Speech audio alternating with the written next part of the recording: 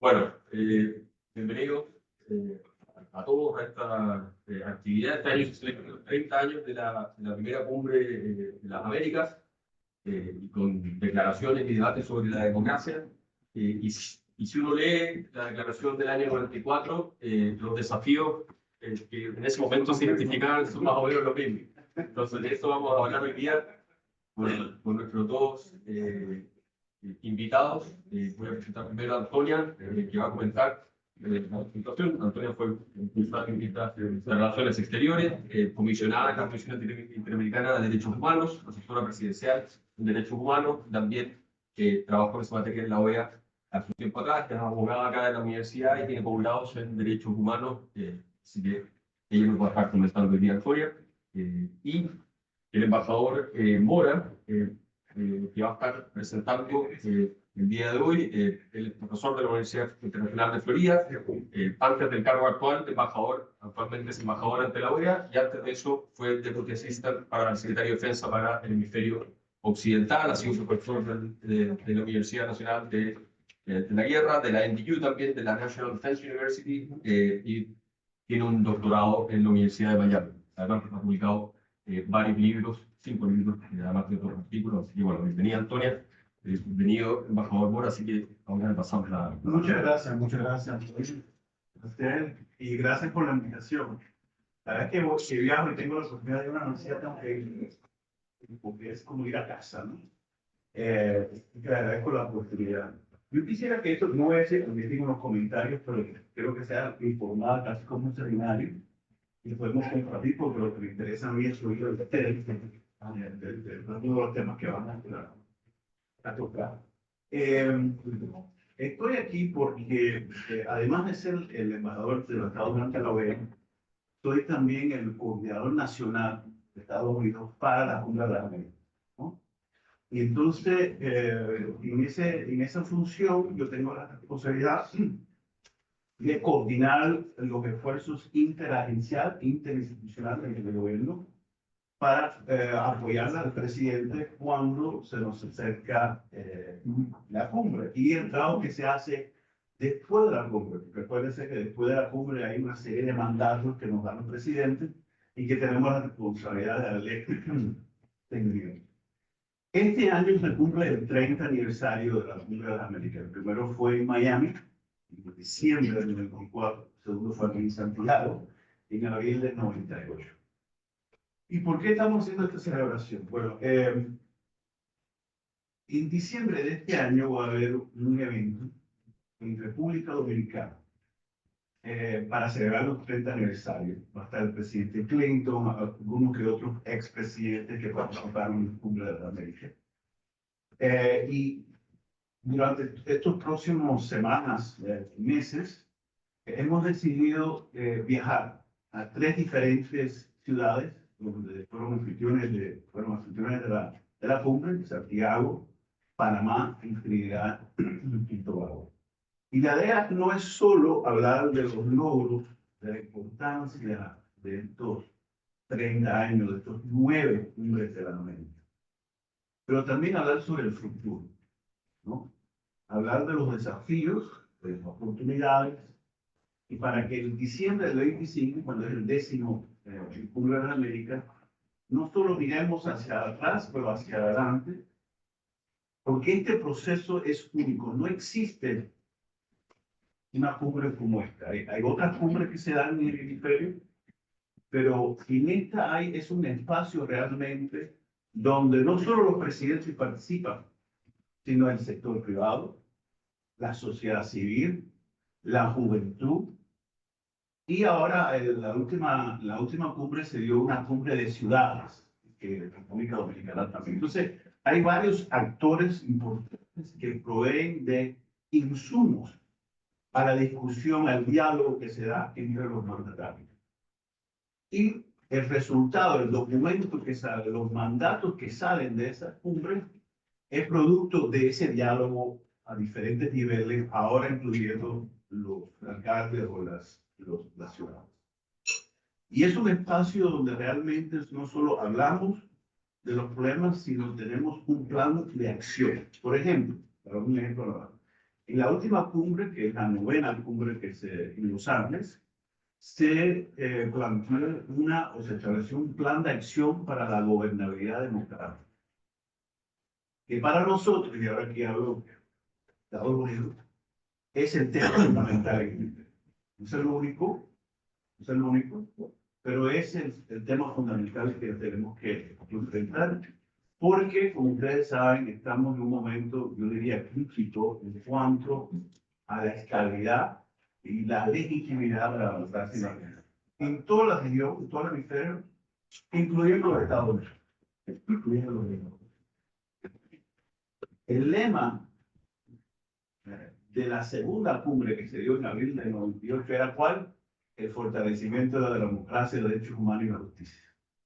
Y ese ha sido el eje central de casi todas las cumbres, desde el primero, el segundo, hasta el momento.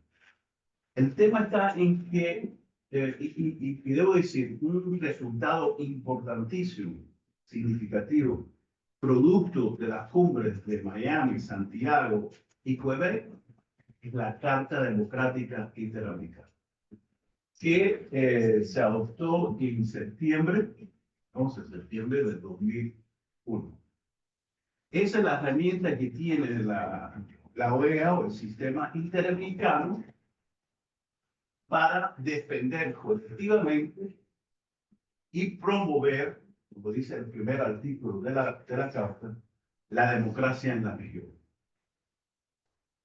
En el 2001, en ese entonces, habían ciertas amenazas, yo diría, desafíos o retos a la democracia. Pero en los últimos 23 años, esos retos han cambiado. Algunos son similares, pero han cambiado. Y nosotros hoy, y esto es lo que vamos a ver en los próximos meses, próximo año, en camino a la próxima cumbre, es cómo podemos actualizar la Carta. ¿Qué herramientas podríamos incluir sin renegociar la Carta? Porque eso sería no sé cómo explicar eso, pero sería complicado. Pero hay oportunidad de modernizar y de insertar nuevos temas para ver cómo la Carta, cómo la OEA puede responder a estos nuevos retos que no estaba visualizado en el 2001. Dentro de la OEA hemos creado el Grupo Voluntario para el Seguimiento de la Carta Democrática Interamericana. Es un grupo de aproximadamente 18 estados miembros. Estados Unidos presidió durante los primeros 6 meses al principio de año el grupo, y ahora Chile es el que está presidiendo el grupo voluntario. ¿Y cuáles son los temas que estamos tocando, lo que queremos insertar dentro de la discusión de la Carta? Lo primero que debo decir es que este proceso ha sido muy difícil. ¿Por qué? Porque lamentablemente no hay el consenso en la OEA que había en el 94, el 98 o el 2000. No hay consenso. O sea, la polarización que vemos en la región se refleja en la OEA. Y hay muchos, y no voy a mencionar cuáles, pero hay muchos gobiernos, no muchos, pero algunos gobiernos que no quieren tocar la Carta, que no quieren actualizar nada, que ven que cualquier esfuerzo para modernizar o actualizar sería un poco violar la soberanía de algunos países. Violaría el principio de la no intervención. Eso es un debate que yo pensaba que habíamos superado un poco, pero ha regresado. Parece que las dictaduras a veces utilizaban ese concepto para defender y evitar las críticas que había. Pero de todos modos estamos avanzando, poco a poco, no tan rápido como quisiéramos, pero estamos avanzando. ¿Cuáles son los temas? ¿Cuáles son los temas que estamos tocando? Y del cual sí hay algún punto. Primero, el tema de la desinformación. El tema de la desinformación. En el 2001, ¿quién hablaba de eso? Yo no se hablaba de eso. Por lo menos yo no. Pero hoy es un gran reto para la democracia. Gran, todo, yo diría, no, en el hemisferio, en el mundo, ¿no? Eso es un tema y ahí sí hay consenso y estamos avanzando en ese tema. Tenemos programas de capacitación, hay interés de qué más puede hacer la OEA en ese. Esto es lo primero. El segundo, donde creo que sí hay consenso y ya hemos avanzado porque Estados Unidos está invirtiendo en una propuesta de iniciativa dentro de la OEA de educación cívica. Hemos notado, y entonces esto muy bien, si ven las encuestas, que el nivel de descontento con la democracia, la frustración es entre la juventud, completamente casi desconectado realmente. Y hay muchas razones para eso, y quisiera saber de este grupo cuáles son las razones por ese descontento con la democracia, pero indiscutiblemente un tema es la educación cívica. Se ha perdido un poco eso en la región. En otros países, más que otros, incluyendo en mi país, es increíble que educación cívica no se está enseñando en algunos colegios. Es grave eso. Pues entonces estamos avanzando en eso y y hay consenso sobre ese tema. ¿Qué es lo que no hay consenso? ¿En qué temas no hay consenso? ¿Cuáles son los temas controversiales? Bueno, un mecanismo de seguimiento, una especie de peer review, decimos en inglés, eso sería Revisión de pares. una revisión de pares. Como se hace en la Comisión Interamericana de Derechos Humanos, el capítulo 4, ¿no? Ese mecanismo, el 16, etc. Eso quisiéramos incluirlo, introducirlo en la carta. Ahí no. Ahí no. Hay muchos países que dijeron, no, eso sería una violación de la soberanía, una violación del concepto de la no intervención, etc. Eso no, probablemente no vamos a aceptar. De todos modos, está ahí como un tema de discusión, por lo menos. La otra cosa es, para nosotros en la OEA, el sistema interamericano, es cómo apoyar más el trabajo de la Comisión Interamericana. Nosotros, Estados Unidos, apoyamos la Comisión con recursos y con, por supuesto, apoyo político. Pero creo que estamos en un momento en la región donde la Comisión tiene que hacer más. Hace un excelente trabajo, igual que las misiones observadoras electorales, el gold standard, como decimos en inglés, y la Comisión es la otra joya del sistema interamericano. Pero les falta recursos. Le falta simplemente capacidad de responder y hacer más de lo que quizás está haciendo. Es un tema de recursos. En este momento estamos en un proceso, además, de modernizar la OEA. ¿Cómo podemos hacer la OEA más ágil? Tener más capacidad de respuesta a no solo el tema de democracia, pero muchos otros temas. La organización, la estructura de la OEA, la gobernanza de la OEA no es lo que debe ser. Y el estado, el presupuesto, el estado financiero de la OEA no es lo que... ¿Sabes que la OEA no ha aumentado su presupuesto, aumentado ni un centavo de su presupuesto en los últimos 10 o 12 años? Por primera vez el año pasado hubo un aumento. Entonces estamos en medio, ahora mismo, estamos en medio de un proceso de modernizar la OEA. Y es la prioridad de los Estados Unidos, que valoramos mucho el trabajo de la OEA. Lo que pasa, Antonio, es que a veces los pueblos no saben el trabajo que hacemos en la OEA. Ahí no hay conciencia de la OEA. Y cuando se habla de la OEA, dicen, ¿y qué ha hecho la OEA? La OEA no sirve para nada. Hay algún que otro presidente y el ministerio habla de que la OEA debe desaparecer. No voy a decir el país.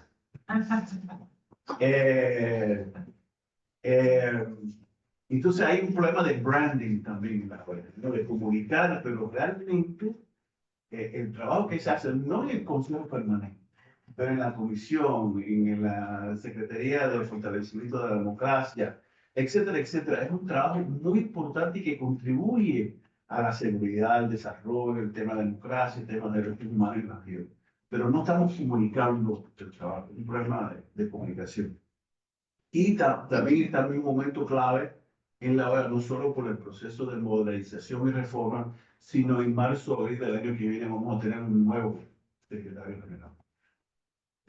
Es un momento crítico, un momento interesante de cambio que contribuye a revitalizar la OEA en aspectos creo que muy importante. A mí me parece que yo he hablado demasiado. Puedo hablar más, pero me voy a callar y dar a Antonia y a ustedes para sus comentarios y sus preguntas. Gracias, gracias. Gracias. Sí, varias cosas que tú mencionaste, a mí me parece que de los desafíos, voy a hablar un poco desde la perspectiva más de los derechos humanos, que están muy relacionados con los temas de gobernabilidad democrática que está mencionando Frank, y creo que ese es el mayor desafío que tenemos hoy en la región, que es el fortalecimiento de la gobernabilidad democrática, que está íntimamente ligado al Estado de Derecho. Y bueno, el Latino Barómetro, Idea Internacional, el World, ¿cómo se llama uno que tiene el índice sobre Estado de Derecho? Una iniciativa, Justice Project. es el World Justice Project. Todos coinciden que ha habido un debilitamiento precisamente en el Estado de Derecho. ¿Y cuáles son los tres temas más o menos que coinciden en estas distintas instancias? Uno tiene que ver precisamente con la independencia del Poder Judicial. No voy a hablar de Chile, pero entre paréntesis, sí. El debilitamiento, yo estoy, por ejemplo, hoy día trabajando en un panel de expertos independientes en Guatemala que tiene un sistema de selección de las altas magistraturas. En Guatemala hay una corporación del Poder Judicial que lo vimos precisamente el año pasado, que el presidente Arevalo casi no pudo asumir, precisamente por la falta de independencia del Poder Judicial. Hoy tiene el que era el secretario de la presidencia, está siendo criminalizado, una asesora está siendo criminalizada, ni que hablar de los fiscales. Y eso da cuenta, y pongo un ejemplo de Guatemala para no llegar a Chile, que no hemos llegado ahí, pero pongo el ejemplo de cuán importante es precisamente para el Estado de Derecho la independencia del Poder Judicial, y cuando está cooptado por los poderes fácticos, al final del día lo que se pone en juego es precisamente la gobernabilidad democrática, y el ejemplo es lo que ha pasado en Guatemala con todos los esfuerzos que se han hecho, pero claramente, si no fuera, yo creo, por la presión de la comunidad internacional y las sanciones que hubo en su momento de parte de Estados Unidos, la Unión Europea y Canadá respecto de estos actores corruptos, yo creo que el presidente Arevalo no había asumido, pero que haya asumido hoy día no quiere decir que todavía existe una estabilidad democrática, precisamente por lo que les comento, todo este proceso eleccionario del último tiempo, en que nuevamente usaron el programa de poder fáctico una vez para las Cortes de Apelaciones y la Corte Suprema. Y eso pone en jaque, al final del día, también los derechos humanos. Cuando no existe independencia del Poder Judicial, obviamente existen poderes más superiores que, por lo tanto, criminalizan a defensores y defensoras de derechos humanos. Lo vemos en muchos países, Centroamérica es un ejemplo de aquello. Lo vemos respecto a los periodistas independientes. En El Salvador, más allá de lo que uno puede opinar, de la política de seguridad que tiene Bukele, hoy día el poder está concentrado, no existe independencia del Poder Judicial, y vemos cómo quienes denuncian violaciones de los derechos humanos, sea periodistas o defensores, son criminalizados. Y por lo tanto creo que ese es un tema que si queremos avanzar en la democracia y no avanzar hacia las autocracias, que es lo que estamos viendo hoy día, es sustancial, la independencia del Poder Judicial y en general de los pesos y contrapesos, no solo el Poder Judicial, el Congreso también, en la medida que no esté cooptado por los poderes fácticos, la sociedad civil, los institutos nacionales de derechos humanos, todos cumplen contrapesos respecto de la concentración del poder, y todo eso hoy día lamentablemente vemos que han sido debilitados, y no es una opinión, sino estas instancias que yo señalo. Otro de los temas que se señalan como un debilitamiento respecto de los índices de gobernabilidad democrática tiene que ver también con no solo la independencia del Poder Judicial y de los contrapesos, sino que también con los derechos humanos y los derechos fundamentales. ¿Y cuáles son aquellos derechos cuyos índices hoy día han decaído? Tienen que ver con el tercer elemento, que es la participación cívica. ¿Por qué? ¿Qué es lo que hoy día está más en jaque respecto a los derechos humanos en los distintos países? La libertad de asociación, el derecho a la manifestación, y en general todo lo que tiene que ver con el espacio cívico. Y por lo tanto, cuando el espacio cívico está siendo restringido, para mí Nicaragua es el ejemplo último en la región donde no existe ninguna posibilidad de disenso. La persona que sale a la calle con panfletos aquí en la esquina, inmediatamente detenida, los tienen detenido un par de días y luego los sueltan o incluso algunas horas, pero hay un control permanente del espacio cívico donde no existe disenso.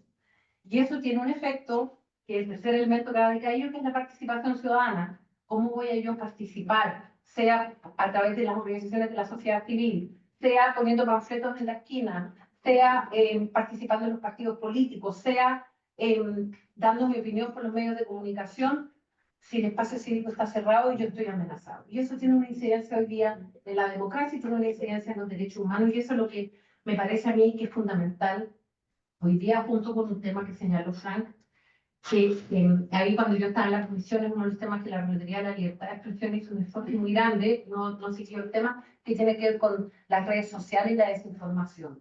Lo que hemos visto respecto del rol de las redes, es bien triste lo que pasa, porque por una parte, estando, por ejemplo, yo en la comisión, yo relatora de Nicaragua, si no fueran por las redes sociales cuando nos echaron, no sabríamos, y lo que vemos en Venezuela, qué es lo que está pasando en términos de violación a los derechos humanos. Entonces, por un lado, las redes sociales y el Internet son una herramienta de participación, lo que estábamos hablando, virtual, por decirlo así, y de denuncia, que son indispensables, pero a la vez, todos los estudios ciertos señalan que las redes sociales finalmente inciden y son parte de los responsables en el deterioro del debate público. Y ahí hay todo un tema, ¿cierto?, sobre cómo los estados deben regular algo que la Relatoría de Libertad de Expresión, de hecho, cuando yo estaba, tuvimos una reunión con Google, Twitter era en su momento, y otras plataformas, del tema de la autorregulación, porque al final del día, lo que estamos viendo es que el debate público, que es por las redes, es manejado por empresas privadas que no están reguladas. Y eso es un desafío fundamental en la unidad democrática y que incide también en la libertad de expresión. Y ahí, solo para terminar, de lo que vemos, yo me parece que el tema que señaló Frank de las redes sociales, Internet, la desinformación y la inteligencia artificial, son desafíos que quienes trabajamos en temas de relaciones internacionales, derechos humanos, gobernabilidad democrática, tenemos que ver qué hacer con esas herramientas que pueden ser útiles, pero a la vez cómo regularlas para que sean una herramienta para enriquecer el debate y no destruir el debate democrático, porque incide más en las elecciones. Y el otro tema que yo siempre menciono es a Adam Preszolski, que tiene la crisis de la democracia, que él habla del fenómeno que estamos viendo hoy día, que es esta erosión gradual de la democracia. Nosotros tuvimos golpes de Estado, ¿cierto?, en su momento, donde era la fuerza bruta. Hoy día las autocracias, los presidentes ganan legítimamente, existe independencia de los distintos poderes formalmente, pero lo que vemos en una erosión gradual de la democracia es la concentración del poder y cómo estos gobernantes llegan por la vía democrática y terminan concentrando el poder, y el desafío es más complejo, porque antes era más brutal, o sea, el golpe de Estado es brutal, y por lo tanto las cosas son blanco y negro. Lo que vemos hoy día es que estamos llenos de matices, con esta inmediatez de las redes sociales, y creo que este es un tema, el desafío fundamental en términos de gobernabilidad democrática y de derecho. De manera que crea más fracturas en la sociedad, más polarización. Por lo menos en mi país lo veo, el discurso de los medios sociales está exacerbando los niveles de polarización y hay una desconfianza entre la ciudadanía que no creen en nada.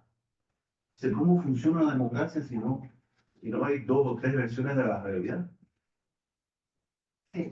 Ahí hay una filósofa italiana, a propósito, porque yo creo que también lo que hemos visto el aumento en el debate público, el tema del negacionismo. Negacionismo tiene su origen en el Holocausto, pero hoy día hay negacionismo respecto a del cambio climático, lo vimos respecto de las vacunas, lo vemos respecto a la violencia de género, y ella es una filósofa que se llama Di Cesare, Donatella Di Cesare, que si usted la busca, porque hay una entrevista que habla del auge del negacionismo y cómo eso también incide en la democracia y en la desconfianza, porque el negacionismo no le importan no me importan los elementos, que esto es la mitad de un pan y no importa esto. Si alguien me dice que esto no es un pan, es una manzana, yo lo voy a creer según que me lo esté diciendo y no voy a revisar si es un pan o una manzana. Y finalmente, entonces, lo que ella dice es que los negacionistas plantean dudas, no porque quieran un debate, plantean dudas para deslegitimar al otro y reescribir la historia. Y en este ambiente de polarización y de desconfianza, yo le creo a quien es más afín a mí, aunque los elementos objetivos me demuestren lo contrario, dan lo mismo, dan lo mismo. Si les interesa el tema, Donatella de César, sobre el negacionismo en los tiempos de hoy día, parte el tema del holocausto, obviamente, porque es el origen, pero ella hace toda una conceptualización de lo que es hoy día el negacionismo y cómo se afecta también la democracia. Muy bien. Muchas gracias, embajador, muchas gracias, Antonia. Ya que hay varios temas que tienen que ver con los jóvenes, ellas son todas estudiantes de la licenciatura en estudios internacionales, así que me imagino que tienen alguna pregunta. Y se me olvidó decir que, bueno, nos acompañan nuestros profesores, la directora del instituto, y también nos acompaña nuestro amigo Juan Pablo Lira, que fue embajador en la OEA de Chile hace ya unos años. Así que, y el embajador Olguín, que es hombre de la casa. La Peña de América de Santiago, ¿no titula así? Así que, bueno, abrimos el espacio para comentarios, preguntas. Si se quiere tirar a la oficina, primero. Bueno, muchas gracias, muy interesantes sus puntos. Yo es mi área de investigación y quería preguntar cómo está afectando el contexto migratorio de la región en todo ese debate y, por ejemplo, quizás en las actualizaciones a la Carta. En la actualización, nada, hasta ahora. Lamentablemente, la OEA no ha tenido un rol protagónico. Y es lamentable. Muchas razones por eso. Pero una de las razones es cuando un tema es de emergencia, crítico, un tema de política doméstica como es en mi país, los países agarran eso y no quieren ceder a una organización multilateral que toma tiempo, que la diplomacia. Entonces, en la Cumbre de las Américas, en Los Ángeles, no necesariamente como parte de la cumbre, pero durante ese tiempo los presidentes, creo que fueron 11 presidentes, Chile es parte de la declaración, ¿no? Ese es el marco para realmente enfrentar este desafío. Y le digo, ha funcionado bien, mejor de lo que pensaba inicialmente. Y vimos que el progreso que se ha hecho, el nivel de colaboración, de coordinación es importante. La OEA debe ofrecer ese espacio de coordinación y de colaboración, pero no lo hace. Y hay que dar muchas razones por las cuales quizás el embajador tenía algunas ideas, pero y es también un tema de recursos, ¿no? Un tema de recursos también.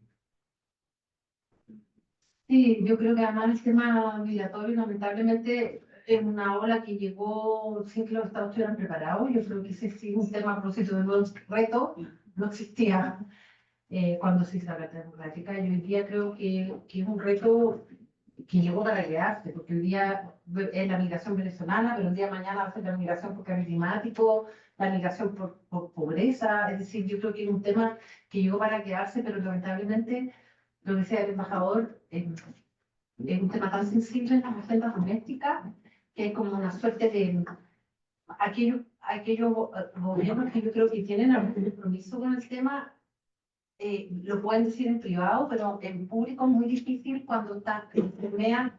Y además, a propósito que estábamos hablando en las redes sociales y las fake news, etcétera, lo que terminamos viendo también es todo este tema, que Chile está súper fuerte, migrante, igual temas de seguridad. Y creo que el principal desafío, porque uno no puede desmerecer lo que se está viendo y el miedo que tienen muchas comunidades, cierto, respecto a los temas de seguridad, pero el principal desafío que tienen hoy día los estados es cómo cambiar las narrativas y que la narrativa de la migración no esté solamente ligada al tema del crimen organizado. Que hay hechos objetivos que sí permiten establecer eso, yo no estoy negando eso, pero hay hechos objetivos que muestran cómo además la migración, por ejemplo, genera más recursos para los estados, genera mano de obra donde no existe mano de obra.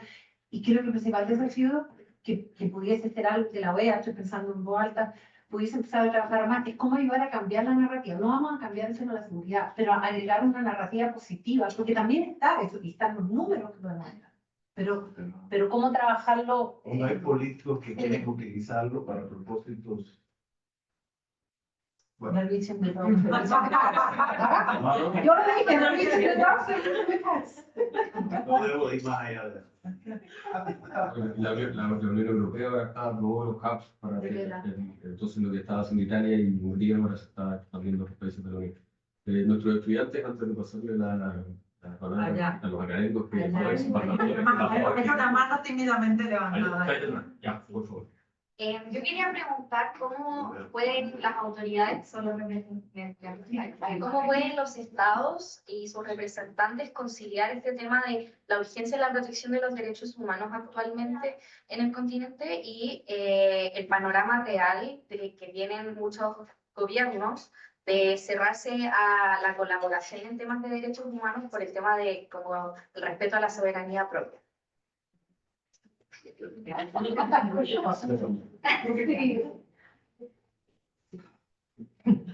Mira, no sé cómo, pero yo sí creo, y ahora te voy a hablar de la perspectiva de la de los derechos humanos, yo estaba en conversaciones, yo sí creo que al mundo de derechos humanos también hace falta una autocrítica. Yo creo, había una historia, sobre todo en este continente, de graves violaciones sistemáticas de derechos humanos, siguen existiendo.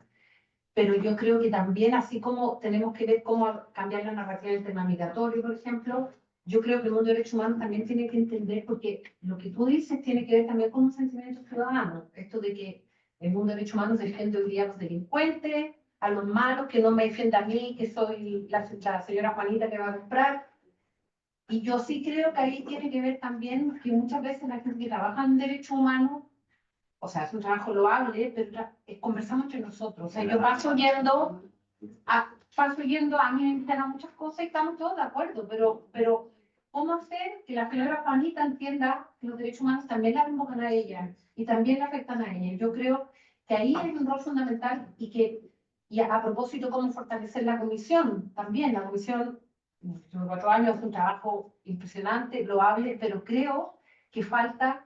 O sea, la comisión conversa con las organizaciones de la sociedad civil, defensores de derechos humanos, que ponen en riesgo su vida, etcétera, pero cómo hacer que conversen, por ejemplo, con otros actores que sienten que para ellos ese mundo no los convoca, y cómo escucharlos y ver cuáles son sus problemáticas y cómo acercarlos. Mira, te pongo solo un ejemplo. Yo era relatora de Brasil, me tuve que ir a Río de Janeiro, que ustedes sabrán lo que pasa en las favelas, no tengo que entrar a hablar de lo que pasa en las favelas. Y yo decidí juntarme con los policías víctimas, porque está lleno de jóvenes afro asesinados en la favela, pero también hay policías asesinados. Y yo recuerdo que el mundo de la ONG de Río de Janeiro estaban furiosos conmigo porque yo decidí escuchar a las viudas.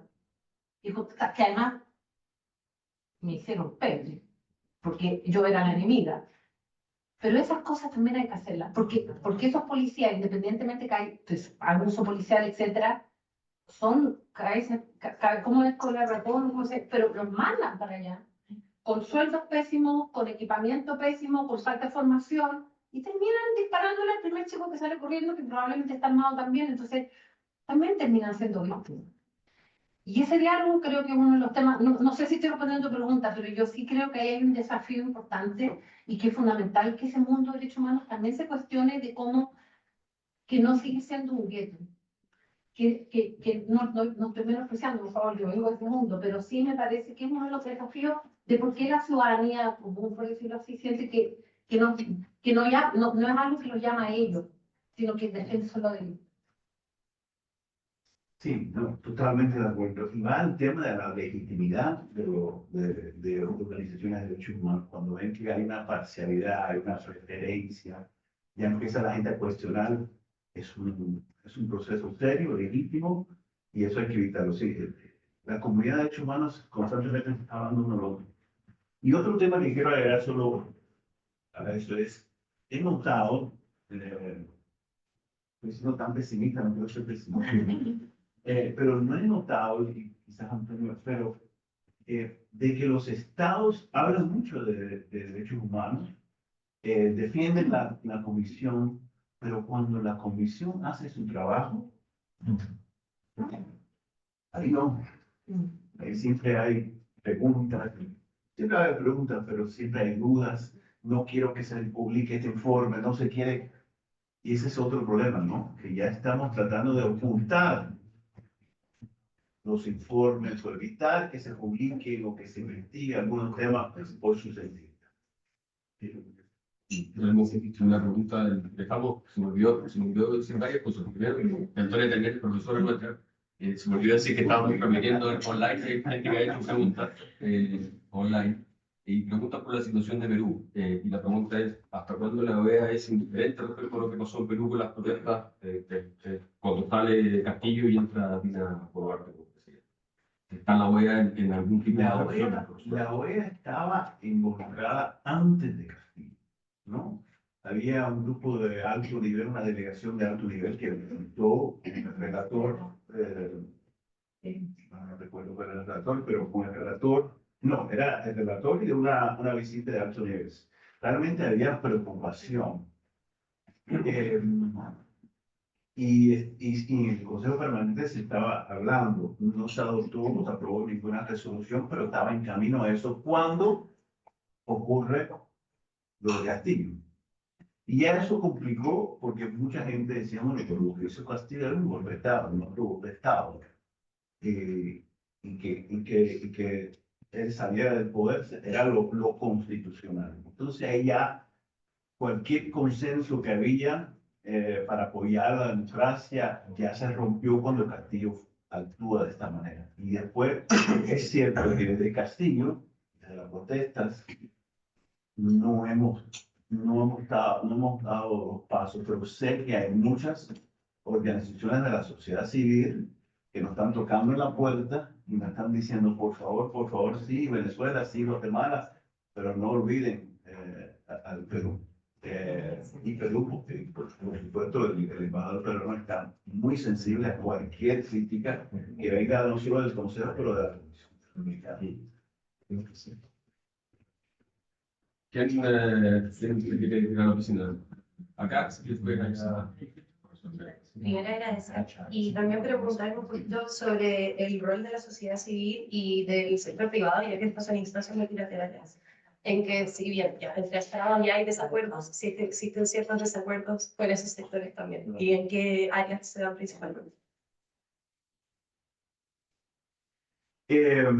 Mira, primero, todos los años hay una asamblea general.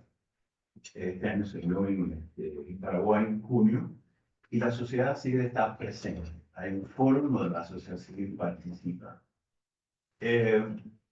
Algunos estados ven el rol y la importancia de la sociedad civil, pero no le quieren dar mucho auge, no le quieren dar mucho espacio. ¿Por qué? Porque vienen a criticar, ¿no? Vienen a criticar y llamar la atención a temas que algunos estados no quieren. Entonces hay como una relación un poco tensa, pero tampoco yo diría que hay un esfuerzo de aislar o de separar o de ignorar a la sociedad.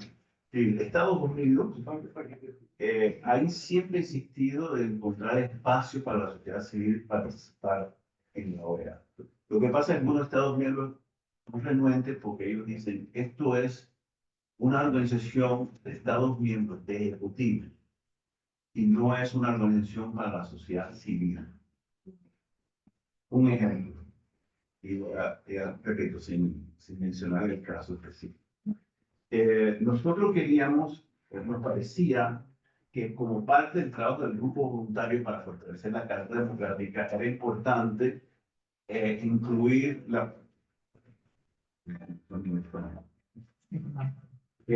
incluir el insumo, la participación, la visión de la sociedad civil en cuanto al trabajo que estamos haciendo. Eso fue al principio. Unos miembros salieron a decir, era demasiado temprano. ¿Demasiado temprano para qué? Demasiado temprano en nuestro proceso para oír a la sociedad civil. Yo no entendí eso. O sea, nosotros no íbamos a hacer lo que nos pedía la sociedad civil, simplemente queríamos oír como un insumo para nuestro trabajo. Y los Estados Unidos dijeron que no. Y que no. Entonces existe esa relación que a mí me preocupa, pero que forma parte de este problema que hemos estado hablando, de que hay estados donde quizás no están cumpliendo con todos los requisitos de una democracia, vamos a decir, y no quieren oír críticas o cualquier cosa que vaya a llamar la atención o que contribuya a un elemento dentro de la carta donde ellos vayan a saber una percepción mala, ¿no? Entonces, nosotros y otros, muchos otros, estamos insistiendo de que la sociedad civil es más importante ahora que quizás en los últimos 20 años, exactamente por la crisis en el Estado de Derecho que hemos estado hablando. Pero es interesante, ¿no? Porque hay un doble discurso. Sí, la sociedad civil, sí, derechos humanos. Pero cuando es el momento, no sé.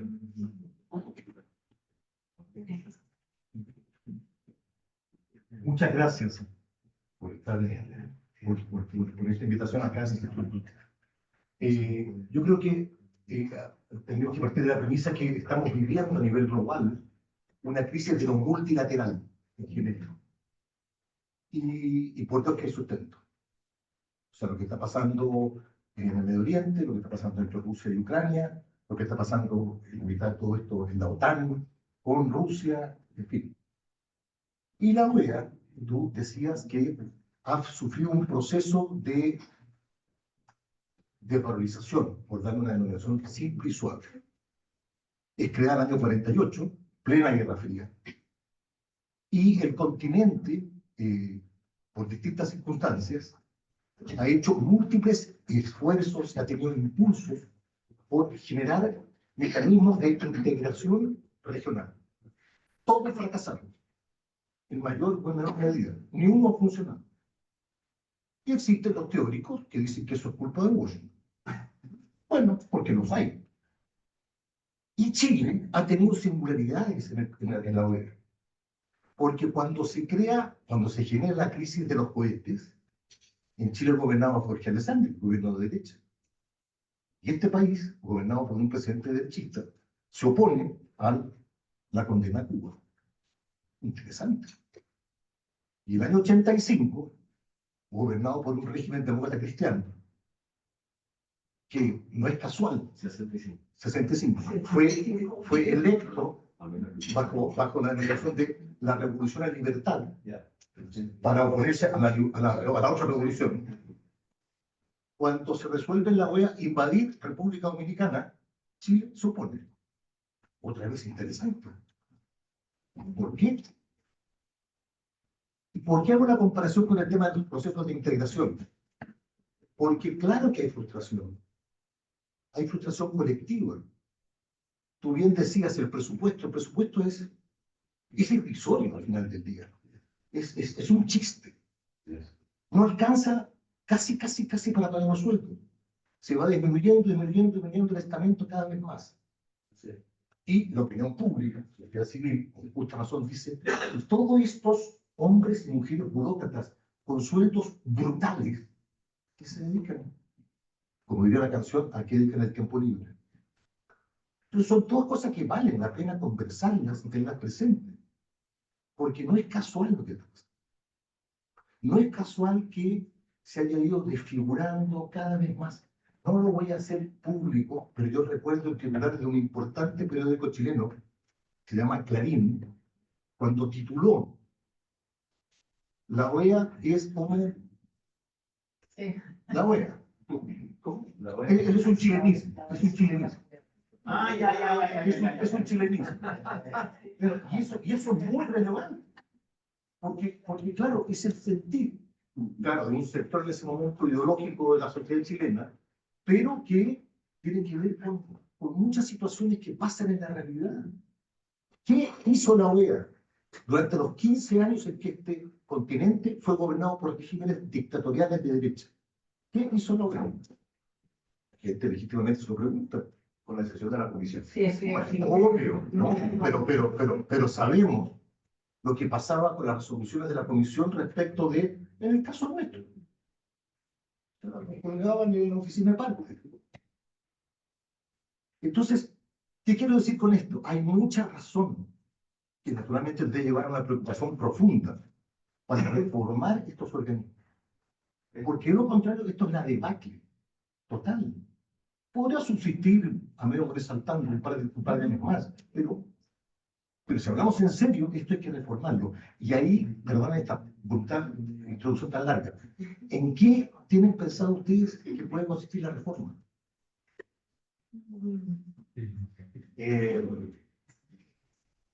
No soy tan pesimista, Salvador, porque parte del problema es la gente no entiende nada. La gente no entiende que hay cosas que ¿verdad? No puede hacer.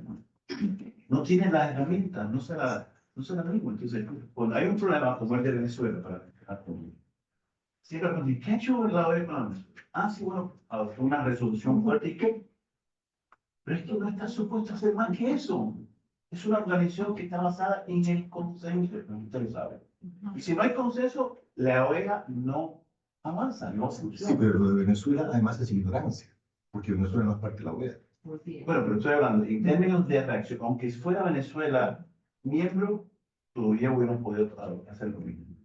Yo creo que es un poco injusto, ¿no?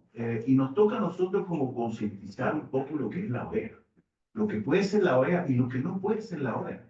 La OEA hace solo lo que los Estados miembros permiten. El otro tema, embajador, es que hablamos mucho del Consejo Permanente, de lo que hace o no hace el Consejo Permanente. Pero hay otra OEA. La OEA de la Secretaría, la OEA de la Comisión, la OEA de las misiones observadoras electorales, la OEA que hace programas de capacitación en Haití. Hay toda una serie de cosas que hace la Secretaría que nadie se entera y que es de suma importancia y que lo hace con pocos recursos. Y eso es responsabilidad de nosotros, de los Estados miembros, del liderazgo de la OEA, como dije yo antes, de ser grande, de mostrar lo que hace la OEA. Yo digo que la OEA tiene una Coca-Cola. Y es una Coca-Cola, en mi opinión. Porque si no sabes el marketing de la Coca-Cola, no lo sabemos. Eso es parte del problema. De todos modos, estoy completamente de acuerdo. Hay que reformar la OEA. Y estamos viendo eso. Hay una serie, embajador, de 32 o 34 prioridades que hemos identificado, algunas cosas pequeñas, pero otras cosas bien profundas, que creo que va a cambiar la visión, bueno, la percepción que hay de la OEA. Pero esto va a tomar tiempo, no todo, no es multilateral. Pero creo que tenemos que tener la voluntad, y eso es lo único que a veces no tenemos, la voluntad política. Si tenemos la voluntad política, podemos realmente transformar la OEA de una manera y con un nuevo secretario general, con quizás otra visión. Hay una oportunidad, en mi opinión, histórica, embajador. ¿La vamos a aprovechar? Eso no lo sé. Pero que está. No, muchas gracias, Juan Pablo, por la reflexión. Tomamos una ronda de 3 preguntas. Usted para jugarlas, ustedes dos, y después Federico y la profesora la embajadora y Fran. Gracias. A mí me parece que, bueno, de la conversación hasta ahora se ha repetido varias veces esto de que la gente no sabe, de que la gente no entiende, y en un principio, en lo que hablé al principio, usted mencionó el tema de la educación, y me parece que bueno, es bastante difícil exigirle a un pueblo que difícilmente alcanza la educación básica en muchos de los países, exigirle que sepa de la OEA. Entonces, yo quería saber más o menos cuál es el compromiso y cuál es el consenso que tiene la OEA de acuerdo a la educación pública en los países miembros. Por eso estoy aquí ahora. Quisiera tener más tiempo para visitar universidades y colegios, porque a mí me encanta hablar de la OEA y del sistema interamericano. Porque si no existiera la OEA, tuviéramos que crearla. Quizás un poco diferente a lo que es hoy, pero tendríamos que crearla. Y lamentablemente, como mencionó el embajador, hay esta narrativa que es de que la OEA es el Ministerio de Colonias de Estados Unidos. ¿Saben por qué? Que sale desde La Habana. Y no hemos estado a la altura de decir, no lo es. Pregúntale al embajador boliviano si esto es el Ministerio de Colonias. Y él te va a decir, no lo es. él tiene más voz que la misma voz que tengo yo. Y a veces él puede obstaculizar cosas que yo no puedo hacer. Y es cuestión de informar a la gente, ¿no? El impacto que tiene y que debe de tener la OEA. Yo quisiera, es importante hablar de democracia en los colegios. Yo sé que es más difícil hablar de multilateralismo y la OEA en los colegios, pero eso nos toca a nosotros, y nosotros los Estados miembros, que tengamos la voluntad de ir a nuestros países, a nuestros colegios, explicar lo que hace la ONU, lo que hace la OEA y otros mecanismos regionales. Y lamentablemente la ignorancia nos está matando. Te digo, yo a veces me entrevistan periodistas que trabajan en estos temas, no tienen idea. No tienen idea, me hacen preguntas muy básicas. Te dicen, bueno, esta persona no sabe de la OEA, entonces tengo que volver a explicar. Eso, para nosotros, para mí es un problema serio que tenemos que enfrentar y hacer estos tipos de foros. Lo que pasa es que a ustedes les interesan estos temas. Perdón, Sí. ahí Fede podría presumir que un grupo de ustedes Ah, sí, de ustedes hizo clases a colegios de niñas de regiones en temas internacionales con un proyecto muy lindo, así que ojalá y ustedes le sigan dando continuidad al mismo contando esto, que es la OEA, que son las Naciones Unidas, yendo a los colegios, que además muchas veces ustedes tienen menos distancia con esas chicas que probablemente sus profesores que ya están Y existen pasantías para ustedes. Sí. Hay fellowships en la OEA. A veces la gente no aplica. Sí, La gente no conocen. Qué locura.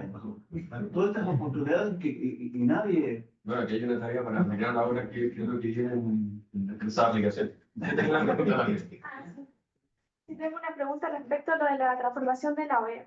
¿Si han pensado como imitar lo de los módulos que hace DEPA para tratar de evitar? ¿Qué hacen? DEPA, Acuerdo de Asociación de Economía Digital.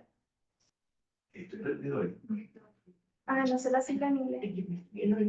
La asociación civil. Aquí hay un acuerdo con países Singapur, pero en DEPA. DEPA, Es DEPA. Sí, es Singapur y Nueva Zelanda, en que todo se hace vía digital. Ya. Esta es la base, que sea digital. Ok. ¿Y cómo podemos China, digitalizar más No. Ese acuerdo tiene la gracia que tiene como unos módulos en los que los países deciden qué cosas están de acuerdo y se aplican a su país. Entonces así es como una nueva forma que están inventando para cuando no hay consenso, para tratar de avanzar en los proyectos. Si no hay consenso, entonces se avanza a través de. Ellos como para evitar el problema del consenso tratan de hacer estos módulos, en los que los países aceptan como qué módulo se va a aplicar a su legislación. Como los plurilaterales en la OMC. Pero entonces solo participan grupos o países o individuos que están de acuerdo. Sí. Sí, y que ellos toman temas complicados como la inteligencia artificial. Ya. Entonces, quizá podrían considerarlo para el caso de la OEA y el modernizar para ver si logran avanzar más. Muchas gracias. El fuego para allá y bajo. Gracias por la pregunta. Estados Unidos, bueno, el secretario Blinken en las Naciones Unidas, yo voy a anunciar en la OEA un grant de 1.5 millones de dólares. Más o menos. Para la OEA, que a través de la OEA crearon, estandarizar el tema de inteligencia artificial en las Américas. Vamos a traer jóvenes. Bueno, no lo vamos a traer, creo que lo vamos a hacer en los países para hablar de inteligencia artificial con el gobierno, el sector público, para cómo mejorar, para tener un common picture, como decimos, una estructura común, un estándar común donde podemos funcionar sin tener los problemas de conflictos y de diferencias que podemos tener. Y van a participar universidades, el sector público y bueno, el sector privado, claro. Para cerrar, Federico y Carlos Silva. Bien, muchas gracias por las presentaciones. Tenía una duda sincera, en realidad. Creo que gran parte de la erosión democrática tiene relación, aunque no únicamente, la falta de resultados económicos. Claro. Que es algo que las democracias no siempre controlan, no depende de ello. Entonces, para pensar democracia, Estado de Derecho, ¿cómo complementamos con otro tipo de estrategias? Sé que la OEA no tiene dentro de sus fines, sus objetivos, no solamente eso, hay otras organizaciones y otras iniciativas. Pero ¿cómo pensamos el avance del Estado de Derecho y de la democracia también en relación a la necesidad de entregar resultados? De dar resultados en un contexto que no son favorables, desde hace muchos años. Es una duda muy sincera. Una duda real. Mira, hay un Tómalo tema, fácil. no, sí, pero hay un tema, no sé, yo creo que tienes toda la razón a propósito y en forma de idea internacional que yo mencionaba y lo otro, parte del tema del descontento de la democracia tiene que ver con cómo las democracias deliver y en el tema, sobre todo en la región, que es una región tremendamente desigual y con exclusión social, y eso tiene una afectación claramente en la participación ciudadana, en el ejercicio de derechos, etcétera. Y ahí, yo no sé bien la respuesta, pero sí, volviendo un poco al tema de los derechos humanos, hay un movimiento, no me acuerdo el nombre de la ONG en este momento, que están, por supuesto, puede ser Finlandia o en uno de esos países, pero que empezó a trabajar en una iniciativa con los ministerios nacionales de la región. Yo no seguí el tema para una política fiscal justa, que es precisamente el deber que tienen, y ahí vamos de nuevo, que no sé si cuando se me la vea, pero tiene que ver, ahí vamos de nuevo con el multilateralismo, y me estoy yendo un poco por la raíz, pero el rol también de los ministerios de Hacienda cuando estamos hablando de la democracia. De alguna manera nunca incorporamos a los ministerios de Hacienda en estos debates. Entonces, esta iniciativa de política fiscal justa es cómo, en materia, es de la perspectiva de los derechos económicos, sociales, culturales y comunitarios, cómo incorporamos a los ministerios de Hacienda en el debate sobre los DESCA, en el fondo. Y es una conversación muy difícil, pero ahí hay un área que yo creo que es necesaria, y hay como, por ejemplo, claro, está el BID, etcétera, pero cuando tú estás hablando de gobernabilidad democrática, la calidad de la democracia, no es solo derechos civiles en el fondo, también están los DESCA y está lo que tú estás diciendo, y cómo incorporamos también a los ministerios que tienen a su cargo el desarrollo económico y el acceso a derechos, y ahí creo que hay un tema que es importante, como también el rol no solo estamos hablando de la OEA o de Naciones Unidas, pero también del Fondo Monetario, del Banco Interamericano, del Banco Mundial, y cómo incorporas a esos organismos también en este debate. Y esa es un poco esta iniciativa que la que lideraba es una chilena que ahora la acaban de nombrar en las Naciones Unidas, Magdalena Sepúlveda, que la debe conocer varios, y la acaban de nombrar en algo a ella, recién hace poco. Política fiscal justa, ella tiene hartas cosas y no se le interesa. Muy bien. Sí. No, pero a veces el tema de la democracia, de derechos humanos, el tema de resultados, a veces nos preguntan, ¿qué está haciendo la OEA? ¿Qué va a hacer la OEA sobre esto? Y siempre, mira, no le toca a la OEA. Es un problema nacional del gobierno, del país y de la sociedad, donde tienen que enfrentar esto. Nosotros no podemos apoyar, solidarizarnos, presionar quizás, pero al fin del día los cambios políticos ocurren de la dentro, ¿no? Es el factor, el ingrediente necesario. La comunidad internacional ayuda, es necesario, pero no es nada suficiente. Pero hay una perspectiva de que, bueno, no podemos solucionar el problema acá, ayúdanos. Ahora sí que tenemos la última pregunta para liberar a nuestra Quería comentar porque mencioné por lo que dijo Juan Pablo, que todavía no había hecho nada, no había pasado nada. Primero, el periodo militar de América Latina no se reduce al periodo chileno, crecen con mucho el chileno, y después, no es que lo continúe, porque seguramente fue uno de los últimos chilenos en evolucionar en pasar a la etapa democrática. Pero si nosotros miramos la perspectiva de un mayor tiempo, la cuestión democrática a nivel internacional, donde primero se coloca aquí en América, en la OEA, en Santiago de Chile, 59, y de ahí nace la Comisión Interamericana de Derechos Humanos, el gobierno de Jorge Alessandri en esa época. Se crea la comisión y se hace, es un órgano que va creciendo, después se transforma en un órgano principal según la Carta. De manera que no es que la OEA es un sitio grande. Después, el tema del cambio de régimen o el no cambio de régimen, la idea de que había que discriminar entre unos y otros, Chile no era partidario de las barreras ideológicas. Chile no fue nunca partidario de las barreras ideológicas, porque eso significaba que había buenos y malos.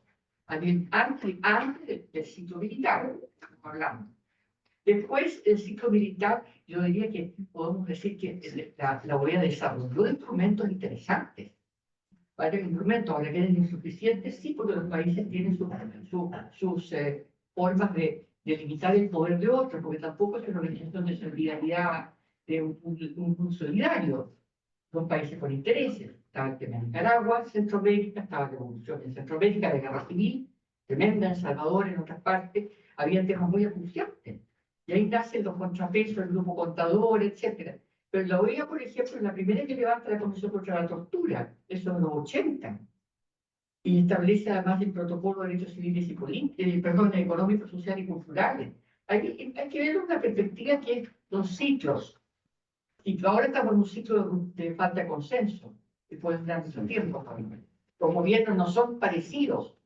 Un pequeño periodo de gobiernos parecidos, en los 90, el periodo de oro, y después viene un declinar de ese mundo. Ahora, las instituciones fuertes, hay un aspecto que no se ha mencionado, yo creo que el papel del Comité Jurídico Interamericano puede ser mucho más potente de lo que él ocupa.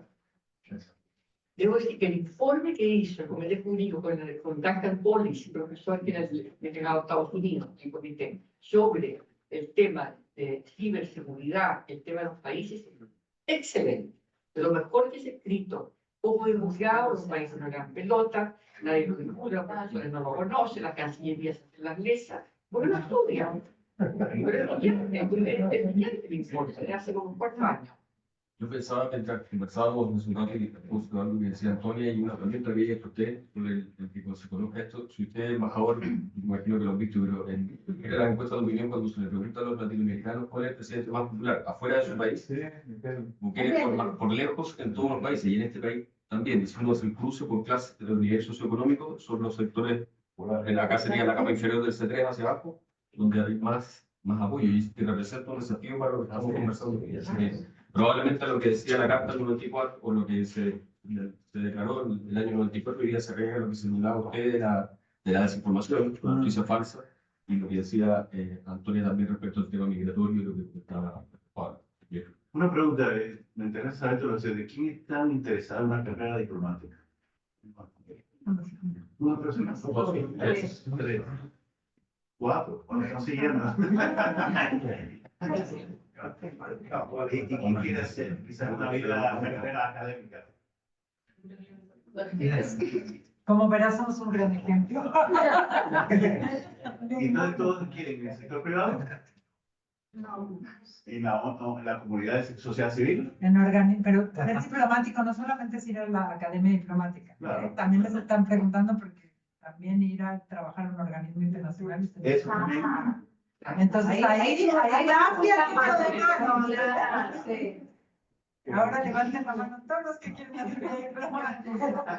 Bueno, muchas gracias, embajador, muchas gracias, Antonia. Yo soy un pésimo moderador y se me olvidó agradecer a Antonia